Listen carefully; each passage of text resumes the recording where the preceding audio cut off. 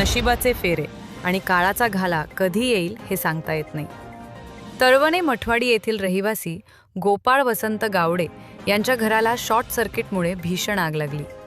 या आगीत गावडे यांचा संपूर्ण संसार डोळ्यादेखत भस्मसात झाला असून त्यांचे सुमारे 5 लाख रुपयांचे आर्थिक नुकसान झाले आहे.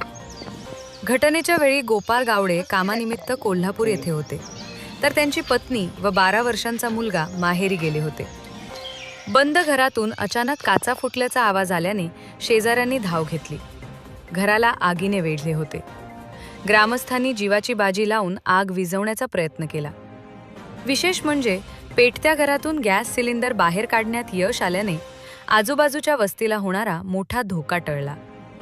आग इतकी भीषण होती की घरातील कपडे, कपाट, जीवनावश्यक वस्तू, रोख रक्कम आणि महत्त्वाची कागदपत्रे जळून खाक झाली.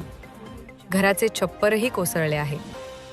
महसूल अधिकारी अनुजा भास्कर आणि ग्रामपंचायत अधिकारी SB बगळे यांनी पंचनामा केला असून प्राथमिक अंदाजानुसार 5 लाखांचे नुकसान झाल्याचे नमूद केले आहे. सरपंच गोविंद केरकर, जिल्हा परिषद सदस्य सुदन कौठणकर, पंचायत समिती सदस्य नेहा कांबळी व अन्य मान्यवरांनी घटनास्थळी भेट देऊन गावडे कुटुंबाला धीर दिला. मात्र सर्वस्व गमावलेल्या या कुटुंबाला पुन्हा उभे राहण्यासाठी आता समाजाच्या दातृत्वाची आणि मदतीच्या हाताची नितांत गरज आहे.